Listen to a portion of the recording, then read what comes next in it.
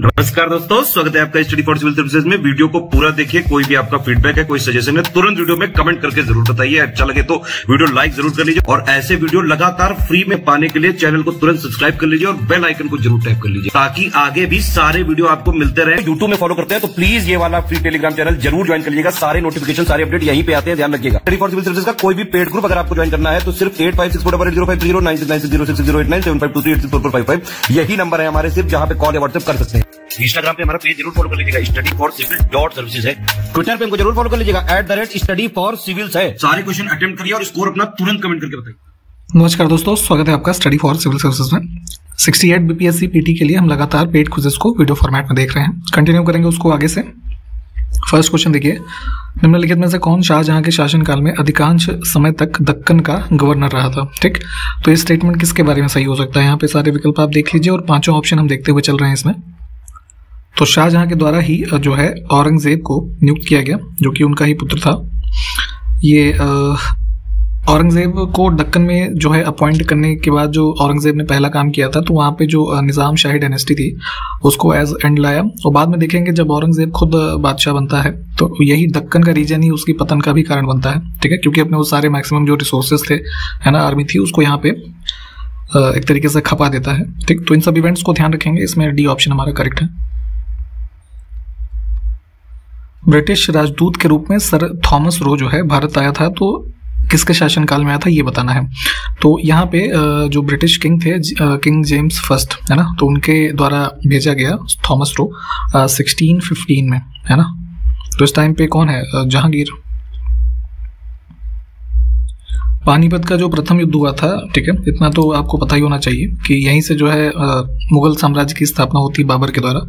बाबर और इब्राहिम लोदी के मध्य होता है युद्ध, जो है वर्ष 1526 में।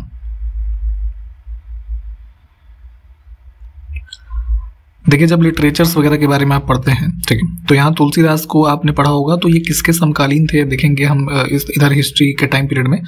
तो ये अकबर और जहांगीर का जो है शासनकाल, ठीक, इन्हीं के टाइम पीरियड से इनको भी संदर्भित किया जाता है। नेक्स्ट है कि गुर्जरा लघु शिलालेख, जिसमें सम्राट अशोक के नाम का उल्लेख किया गया है, कहाँ स्थित है? ठीक है, तो अशोक के जो कई सारे मेजर रॉक एडिक्ट्स हैं, माइनर हैं, है ना, तो ये काफ़ी फेमस हैं। कई सारे जो है लगातार एग्जाम्स में आपसे पूछे जाते हैं। ठीक है, तो गुर्जरा जो है ये मध्य प्रदेश में स्थित है, जिसमें अशोक के नाम का उल्लेख किया गया है। देखिए, गुजरात का जो रीजन था तो चंद्रगुप्त मौर्य के साम्राज्य में सम्मिलित था। यह किससे प्रमाणित होता है? ठीक, तो ये जो जूनागढ़ शिलालेख है, ठीक है, यहाँ से इन्फॉर्मेशन मिलती है, इसको चुनेंगे। एक चीज़ ये ध्यान रखिएगा, एक क्वेश्चन एक बार ये भी पूछा जाता है, पूछा भी गया है शायद पहले, कि जैसे जो मालवा है, गुजरात है ना, इधर महाराष्ट्र, ये सब के जो रीजन्स हैं, तो सबसे फर्स्ट टाइम इसको जो है एक तरीके से जीता किसने था, है ना, इसको किसने कॉन्कर किया? तो ये चंद्रगुप्त मौर्य ही जो है इनके बारे में ही है, तो ये भी ध्यान रखिएगा। हाल ही में डीआरडीओ यानी कि जो हमारा डिफेंस रिसर्च और डेवलपमेंट ऑर्गेनाइजेशन है, इन्होंने autonomous flying wing technology demonstrator के पहले एयरक्राफ्ट का सफलतापूर्वक परीक्षण किया है। ठीक है, तो एक प्रकार का अनमैन्ड एरियल व्हीकल का ही रूप समझिए, है ना, ऑटोनॉमस फ्लाइंग के साथ इसकी कैपेबिलिटी है। तो इस टेक्नोलॉजी पे ये वर्क करने वाला एक पहला जो प्रोटोटाइप डेवलप किया गया डीआरडीओ के द्वारा, तो इसको उन्होंने टेस्ट फायर किया था चित्रदुर्ग से, है ना। ऑप्शन हमारा सी करेक्ट हो जाएगा इसमें। जुलाई में किया था, जुलाई 2022 में, इसको भी ध्यान रखेंगे। 2022 मलेशिया ओपन बैडमिंटन टूर्नामेंट का जो पुरुष एकल का खिताब है, किस देश के खिलाड़ी विक्टर एक्सेल्सन ने जीता है? ठीक, तो ये संबंधित है डेनमार्क से। ऑप्शन हमारा बी करेक्ट होगा। इसमें महिला एकल का खिताब जो जीता था, ये रच्चानोक इंतानोन जो है, इनका ये नाम है, इन्होंने जीता था। देखिए, सेंसस अभी नया हुआ नहीं है, 2011 का ही फॉलो करना है। तो उसके अनुसार बिहार के किस जिले में सर्वाधिक महिला साक्षरता जो है उसको दर्ज किया गया था? तो हाईएस्ट लिटरेसी रेट जो था यहाँ पे रोहतास में था। ठीक, इसमें से डी ऑप्शन करेक्ट हो जाएगा, लगभग 73.37% के आसपास। उसके बाद जो है पटना, फिर भोजपुर जो है, ऐसे क्रम था। नेक्स्ट है कि हाइड्रोफोबिया जो है किसके कारण होता है? हाइड्रोफोबिया का मतलब कि आपको पानी से डर लगने लगेगा, ठीक, वाटर से। तो ये एक ऐसी कंडीशन होती है जैसे कि जब आपको कुत्ते ने काट लिया तो क्या रेबीज की बीमारी होती है ना, तो रेबीज जैसी कंडीशंस में ही ये हाइड्रोफोबिया जो है होने के खतरे होते हैं। तो रेबीज या हाइड्रोफोबिया जो है ये वायरस से फैलने वाला रोग है, जिसमें आपके जो कुत्ते, बिल्ली, जैसे सियार, भेड़िया, इन सब के काटने से ये चीज़ें जो है हो जाती हैं। ठीक, तो वायरस से होता है, ध्यान रखेंगे।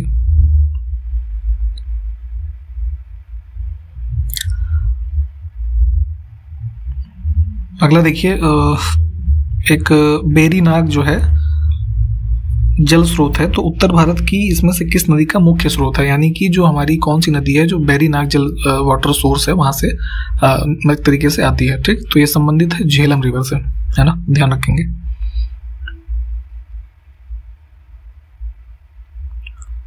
किसी तरल पदार्थ द्वारा लगाए जाने वाले घर्षण बल को निम्न में से क्या नाम दिया गया है। ठीक, तरल पदार्थ यानी कि फ्लूइड की बात हो रही है, तो मान लीजिए कोई फ्लूइड है और किसी सरफेस पे उससे जो है फोर्स एक्सर्ट हो रहा है जिससे कि घर्षण उत्पन्न हो रहा है। ठीक, तो ऐसे बल को बोलते हैं हम ये तल घर्षण यानी कि ड्रेजिंग। हड़प्पा लिपि के 10 बड़े आकार के चिन्हों वाला एक शिलालेख निम्नलिखित में से किस स्थान पर पाया गया। ठीक है, तो जो हड़प्पन सिविलाइजेशन के आप स्थलों के बारे में पढ़ते हैं तो हर स्थल से कुछ न कुछ प्राप्त हुआ है, ये सब चीजें आपसे पूछी जाती हैं लगातार, प्रीलिम्स में भी और मेंस में भी पूछी जाती हैं। ठीक, तो उसी क्रम में देखिए, चूंकि हड़प्पन स्क्रिप्ट जो है जो भाषा लिखी गई आज तक उसको पढ़ा ही नहीं जा पाया है। ठीक, तो उसी लिपि में 10 बड़े आकार के चिन्हों वाला एक शिलालेख जो है ये पाया गया था आपका जो है धौलावीरा से। ठीक, डी ऑप्शन हमारा करेक्ट हो जाएगा। धौलावीरा के बारे में आप जानते ही हैं कि इसको जो है जेपी जोशी ने डिस्कवर किया था। ठीक, कहाँ पे है, गुजरात में, जो लूनी रिवर है उसके बैंक्स पे। राज्य विधानमंडल के दोनों सदनों की कार्यवाही में बोलने और भाग लेने का अधिकार निम्न में से किसे है। ठीक, तो जैसे कि बिहार हो गया, ठीक है, उत्तर प्रदेश जैसे है, ठीक है, कर्नाटक है, इन सब राज्यों में क्या है कि जो स्टेट लेजिस्लेचर है वो 2 हाउसेस का है, विधानसभा भी है, विधान परिषद भी है ना। तो ऐसी स्थिति में दोनों हाउसेस में, या मान लीजिए किसी स्टेट में जैसे मध्य प्रदेश में एक ही हाउस है ना, तो उसमें हाउस की कार्रवाई में भाग लेने और बोलने का अधिकार इसमें से किस को है, जो दिए हुए ऑप्शंस हैं, तो राज्य के महाधिवक्ता जो है एडवोकेट जनरल ऑफ इंडिया, ठीक, इनके पास होता है। ठीक, अच्छा ये बताइए कि जो पार्लियामेंट है तो वहाँ लोकसभा और राज्यसभा होते हैं। ठीक, तो इनमें कौन जो है पार्टिसिपेट करता है, जरा कमेंट करके बताइए। तो 1866 में कलकत्ता, बॉम्बे और मद्रास के बाद भारत में चौथा उच्च न्यायालय कहाँ पर स्थापित किया गया, यानी कि हाई कोर्ट की बात हो रही है। ठीक, तो जैसे कि कलकत्ता, बॉम्बे और मद्रास के हाई कोर्ट्स पहले स्टैब्लिश किए गए थे, उसके बाद जो भारत में चौथा हाई कोर्ट है वो इलाहाबाद हाई कोर्ट है। ठीक है, जो वर्तमान में उत्तर प्रदेश का स्टेट हाई कोर्ट है। ठीक, इसकी स्थापना हुई थी। शंघाई सहयोग संगठन जो है, अभी इसकी आप मीटिंग्स वगैरह के बारे में करंट अफेयर्स में सुनते रहते होंगे, तो इसका मुख्यालय कहाँ पर स्थित है ये बताना है। ठीक, तो इसका हेडक्वार्टर्स है जो है चाइना के बीजिंग में, बी ऑप्शन करेक्ट होगा। इंडिया भी इसका मेंबर है, तो इंडिया और पाकिस्तान, ठीक है, शंघाई सहयोग संगठन के दोनों जो है सदस्य बने थे वर्ष 2017 में, इसको भी ध्यान रखिए। भारतीय संविधान का अनुच्छेद 30 जो है वो किससे संबंधित है, तो पार्ट 3 जो है हमारा फंडामेंटल राइट का। ठीक, इसमें दिए हुए हैं हमारे मौलिक अधिकार, तो उसी का एक भाग है आर्टिकल 30 भी। तो 30 में क्या दिया हुआ है, जो हमारे माइनॉरिटीज समुदाय के लोग हैं तो उनको शिक्षण संस्थाओं की स्थापना और उसका प्रशासन करने का जो अधिकार है आर्टिकल 30 में दिया गया है। तो यहाँ ये दिए हुए ऑप्शन में से ये है नहीं, तो हम इसमें से नन ऑफ द अबव वाला जो है इस विकल्प को चूज कर लेंगे। अगला देखिए, राष्ट्रीय इलेक्ट्रॉनिक टोल संग्रह कार्यक्रम के तहत फास्टैग किसके द्वारा विकसित किया गया है। ठीक, तो जो आप आजकल देखते हैं कि आपके जो 4 व्हीलर व्हीकल्स हैं तो उसको जो है इलेक्ट्रॉनिक मीडियम से टोल जो है उसका पे करने के लिए फास्टैग चिप्स जो है वो इंस्टॉल किए जाते हैं आपके विंड स्क्रीन पे। ठीक, तो इसको डेवलप किया गया था भारत सरकार के द्वारा national electronic toll collection program के तहत। ठीक है, जिसको फास्टैग नाम दिया गया, और इसको डेवलप किया है national payments corporation of India ने, NPCI। अब यहाँ पे हमको बताना है कि जो बिहार की लेजिस्लेटिव असेंबली है, ठीक है, उसमें कुल कितने सदस्य जो है निर्वाचित होते हैं। तो सदस्य संख्या है कुल 243। 1925 में भारतीय राष्ट्रीय कांग्रेस का अध्यक्ष कौन था। ठीक है, तो 1885 में एस्टैब्लिशमेंट के बाद इंडियन नेशनल कांग्रेस के हर वर्ष इसके सेशंस होते थे और अलग अलग लोग जो है इसके अध्यक्ष चुने जाते थे। तो पहली भारतीय महिला के रूप में चुनी गई थी सरोजनी नायडू, है ना, ये थी इसमें अध्यक्ष। और ये सेशन कहाँ पे हुआ था, कानपुर, उत्तर प्रदेश में। 2020 के ग्रीष्मकालीन ओलंपिक खेलों जो कि 2021 में आयोजित किए गए थे कोरोना की वजह से, ठीक है, तो उसमें किस देश ने सबसे अधिक पदक जीते। तो ग्रीष्मकालीन ओलंपिक 2021 में जो हुए कहाँ पे हुए थे, टोक्यो, जापान में। ठीक, इसमें सबसे ज़्यादा मेडल जीते थे यूनाइटेड स्टेट्स ऑफ अमेरिका ने।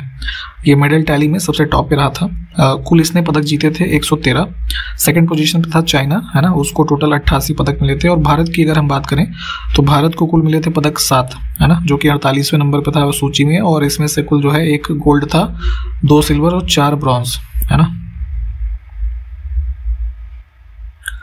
देखिए, एक व्यक्ति है कोई समीर, तो भारत की लोकसभा का चुनाव वो लड़ना चाहता है। ठीक, जो लोकसभा चुनाव होते हैं आम चुनाव हर 5 सालों में।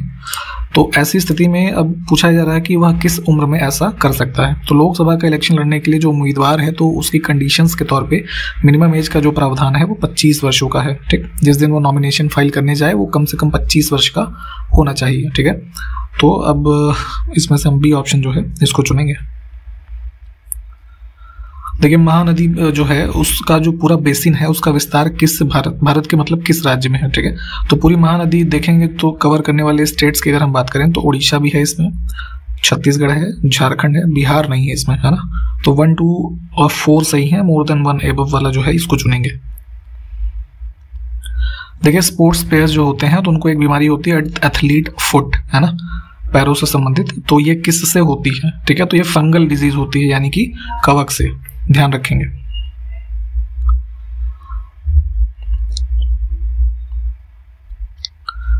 भारत के राष्ट्रीय रक्षा कोष के अध्यक्ष कौन होते हैं? ठीक है, नेशनल डिफेंस फंड। तो देखिए, इसको बनाया गया था वर्ष 1962 में। जो हमारी आर्म फोर्सेस हैं और जो पैरामिलिट्री फोर्सेस हैं वो भी, तो उनके मेंबर्स और उनके जो डिपेंडेंट्स हैं यानी कि फैमिली मेंबर्स, उनके वेलफेयर और प्रमोशन के लिए एक तरीके का ये फंड बनाया गया जिसमें कि लोग अपनी स्वेच्छा से डोनेशंस जो है उसको दे सकते हैं। ठीक, तो इसके अध्यक्ष होते हैं भारत के प्रधानमंत्री और अन्य ट्रेजरी मेंबर्स के रूप में जो है होम मिनिस्टर, डिफेंस मिनिस्टर और फाइनेंस मिनिस्टर जो है ये होते हैं। ठीक, तो ध्यान रखेंगे बी ऑप्शन करेक्ट होगा। स्त्री पुरुष तुलना नामक पुस्तक जो है इसमें से किसने लिखी है ये बताना है। ठीक है, तो 19वीं सदी के टाइम पीरियड में भारत में एक महिलाओं के मतलब राइट्स के लिए एक्टिविस्ट थी ताराबाई शिंदे। ठीक है, तो उन्होंने ये पुस्तक लिखा था जिसमें उस समय के समाज में जो सोशल डिफरेंसेस थे आदमी और पुरुष के बीच में, ठीक है, तो उसको क्रिटिसाइज करने के संबंध में ये पुस्तक इन्होंने लिखी थी, स्त्री पुरुष तुलना। भारतीय संविधान के अनुच्छेद 25 के अनुसार, यानी कि ये भी फंडामेंटल राइट्स का ही पार्ट है, तो 25 के अनुसार भारत के प्रत्येक नागरिक को देखिए अपने जो भी वो धर्म को मानता है उसको मानने, उस धर्म का आचरण करने और उसका प्रचार करने की स्वतंत्रता है। ठीक है, ये वर्ड्स लिखे हुए हैं हमारे फंडामेंटल राइट के जो कॉन्स्टिट्यूशन में डेफिनेशन दे रखी है आर्टिकल 25 की, उसमें। ठीक है, एक बार चाहे तो इसको पढ़ के देख लीजिएगा। तो इंग्लिश में भी जो है ये है कि every citizen of India has the freedom to profess, practice and propagate his religion.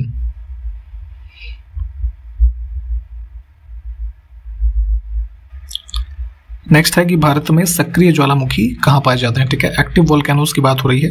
तो बेसिकली जैसे एक्टिव और डोरमेंट वोल्केनो दो के बारे में आप पढ़ते होंगे, तो भारत में एकमात्र इकलौता जो एक्टिव वोल्केनो है बैरन आइलैंड वोल्केनो, जो कि कहाँ पे स्थित है, अंडमान निकोबार आइलैंड्स में। नेक्स्ट है कि एग्जाम वॉरियर्स नामक पुस्तक के लेखक इसमें से कौन है। ठीक है, तो ये जो है प्रधानमंत्री नरेंद्र मोदी की एक लिखी हुई पुस्तक है। नेक्स्ट है कि लेबैंग बूमनी। ठीक है, ये एक तरीके का परफॉर्मिंग फोक आर्ट है, यानी कि प्रदर्शनकारी लोक नृत्य। तो किस राज्य से संबंधित है ये बताना है। ठीक है, तो नॉर्थ ईस्ट का स्टेट जो है त्रिपुरा, है ना, यहाँ पे इसको करते हैं। देखिए, अपघटित पारिस्थितिकी तंत्र और पारिस्थितिकी स्थिरता के संरक्षण और पुनर्जनन के माध्यम से एक कोई विशेष क्षेत्र है उसके विकास की प्रक्रिया क्या कहलाती है। ठीक है, तो मतलब मान लीजिए कोई एक ऐसा एरिया है, ठीक, तो उसमें जहाँ पे इकोसिस्टम उसका डिग्रेड हो चुका है, ठीक, और इकोलॉजिकल स्टेबिलिटी नहीं है, ठीक, तो उस ऐसे एरिया का जो इस इकोलॉजिकल मतलब इकोसिस्टम जो डिग्रेड हो चुका है और उसमें इकोलॉजिकल स्टेबिलिटी नहीं है, इनको दोबारा रीजनरेट करने की दिशा में जो कंजर्वेशन का एफर्ट होता है, तो उस प्रोसेस को क्या कहते हैं। ठीक है, तो इकोलॉजी में टर्म यूज होता है इको इवोल्यूशन, है ना, पारिस्थितिकी विकास। तो ये डी करेक्ट होगा। थोड़ा डिटेल वगैरह में इसको पढ़ लीजिए। मृदा प्रबंधन और फसल चक्र, खरपतवार और कीट नियंत्रण और फसलों की वृद्धि और खाद्य उत्पादन में महत्वपूर्ण भूमिका निभाने वाली जलवायु के अध्ययन से संबंधित विज्ञान क्या कहलाता है। ठीक, तो जितने सारे टर्म्स यहाँ पे लिखे हुए हैं ये सब इनका जो अध्ययन का एक संबंधित विज्ञान है वो होता है कृषि विज्ञान यानी एग्रोनॉमी।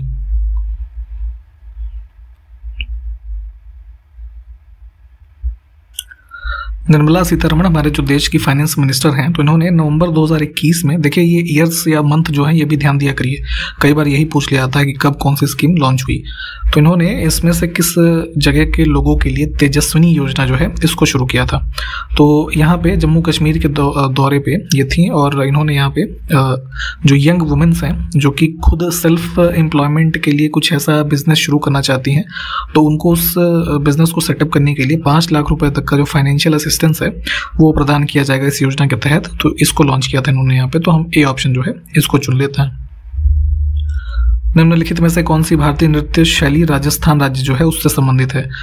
तो राजस्थान में किया जाता है आपका ये कालबेलिया। ठीक है, कथक जैसे उत्तर प्रदेश में करते हैं, भरतनाट्यम तमिलनाडु वगैरह में है, उड़ीसा में हो गया है ना।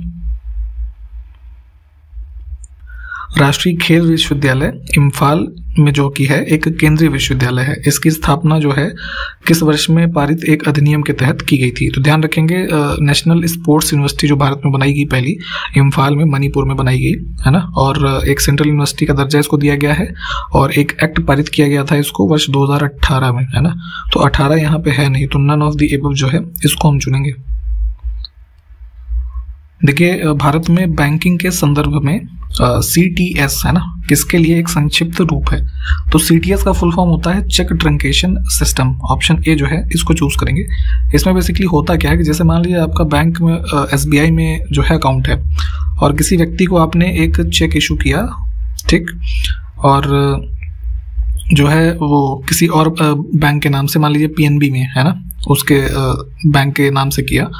तो ऐसी स्थिति में जैसे अब BNB के खाते में पैसे को भेजना है, ठीक, तो वो चेक को ले जाता है, ड्रॉप बॉक्स में डालता है, ठीक है, SBI के किसी जो जहाँ का वो ब्रांच है, तो वहाँ से बैंक वाले ही अपना फिजिकल मूवमेंट को बचाने के लिए उस चेक की जो है इमेज फाइल जो पर्टिकुलर पेइंग बैंक है जहाँ से पैसा उसको वो करना है उसको भेजते हैं और वो आपस में एक डिजिटल माध्यम में इसका प्रोसेसिंग करके, है ना, टाइम और ये सब चीज़ें बचा करके फास्ट प्रोसेस का एक रूप होता है ये चेक ट्रंकेशन सिस्टम। ठीक है, तो इसी से संबंधित थे, ज़्यादा डिटेल में जाने की जरूरत नहीं थी। ये शॉर्ट फॉर्म्स भी चूंकि कई बार पूछे जाते हैं तो इसलिए ये पता होनी चाहिए बस।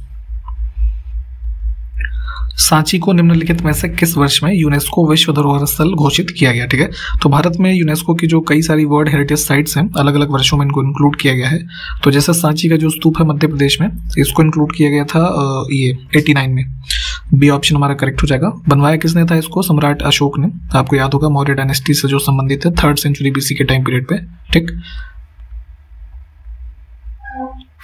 इसमें से देखिए कौन सा साम्राज्य पहला अखिल भारतीय साम्राज्य था जिसके शासन क्षेत्र में अधिकांश वर्तमान भारतीय उपमहाद्वीप आते थे। ठीक, तो देखेंगे जैसे अब इंडियन सब कॉन्टिनेंट, जैसे इधर पाकिस्तान, अफगानिस्तान, पूरा इंडिया है ना, इधर के रीजन, तो काफ़ी ज़्यादा वास्ट टेरिटरी सबसे पहली बार जो हुआ ये मौर्य एम्पायर का हुआ। ठीक, इसको जो है एक बार मैप में भी देखेंगे आप, तो वहाँ से हिस्ट्री में, एंशिएंट हिस्ट्री में देख लीजिएगा। अब इसमें देखिए चंद्रगुप्त प्रथम का उत्तराधिकारी आगे चल करके कौन बना, तो सक्सेसर थे चंद्रगुप्त प्रथम के ये समुद्रगुप्त। अगला देखिए एक कोशिकीय मीठे पानी यानी कि जो फ्रेश वाटर होता है उसमें पाए जाने वाले जो यूकैरियोटिक यूनिसेलुलर जीव हैं और अधिकांश पौधे, ठीक है, तो उनकी कोशिकाओं के द्वारा जल ग्रहण करने के लिए निम्न में से किस प्रक्रिया का उपयोग किया जाता है। ठीक, तो ऐसे यूनिसेलुलर फ्रेश वाटर ऑर्गेनिज्म जो होते हैं, जो उनकी वाटर टेकिंग जो प्रोसेस है उसको ऑस्मोसिस कहते हैं। ठीक, परासरण।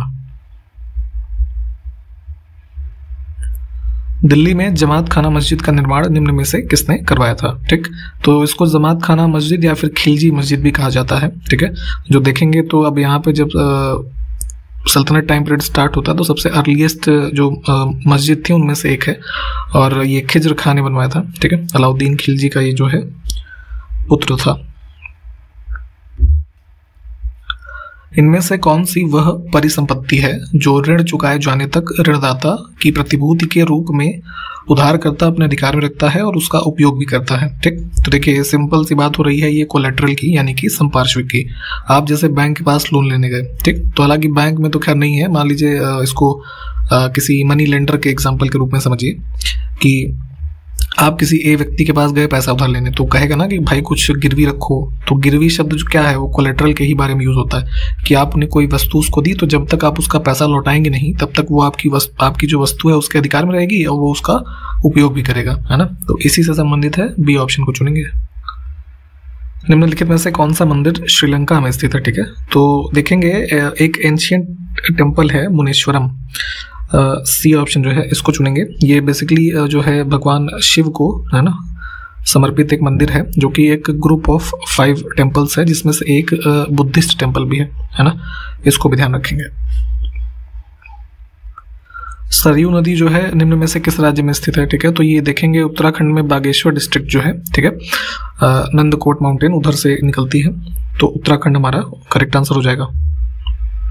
गिद्ध संरक्षण एवं प्रजनन केंद्र निम्नलिखित में से कहाँ स्थित है? तो वल्चर्स कंजर्वेशन और उनके ब्रीडिंग के लिए, है ना, काफ़ी वल्नरेबल स्पीशीज हो चुकी है आज की डेट में। तो एक ये इनका जो प्रजनन केंद्र है ये पिंजौर में स्थित है जो कि हरियाणा में है। ठीक, इसको भी ध्यान रखें। मोहम्मद तुगलक यानी मोहम्मद बिन तुगलक के बारे में बात हो रही है। तो इसने अपने सैनिकों को भुगतान करने के लिए टोकन मुद्रा का इस्तेमाल किया। ठीक है, टोकन करेंसी एक तरीके से समझिए। तो जो निम्न में से किससे बनी थी? तो होता क्या था कि अब उस टाइम पीरियड में आप देखेंगे तो ज़्यादातर गोल्ड और ये सब जो मतलब एक्सपेंसिव मटेरियल्स होते थे, मेटल्स होते थे, उसको माना जाता था कि हाँ ये जो है एक मतलब यूज़ करने वाली वस्तु है, या जो है धन के रूप में भी अगर उसका प्रचलन था तो वो वैलिड माना जाता था।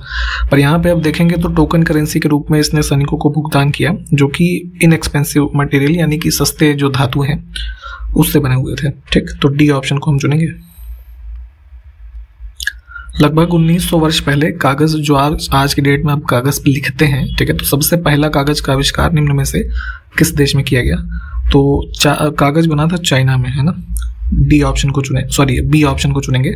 एक व्यक्ति था चाई लून करके, है ना, ये माना जाता है कि इसके द्वारा कागज का आविष्कार किया गया आज के लगभग 1900 वर्ष पहले चाइना में। ठीक, तो बी ऑप्शन हमारा करेक्ट है। और आज की वीडियो में हमने यहाँ तक देखा है। सारे क्वेश्चंस को आप देखें, जो आपसे पूछे गए होंगे बताइएगा उसको। हम आपसे नेक्स्ट वीडियो में मिलते हैं, तब तक के लिए नमस्कार, जय हिंद।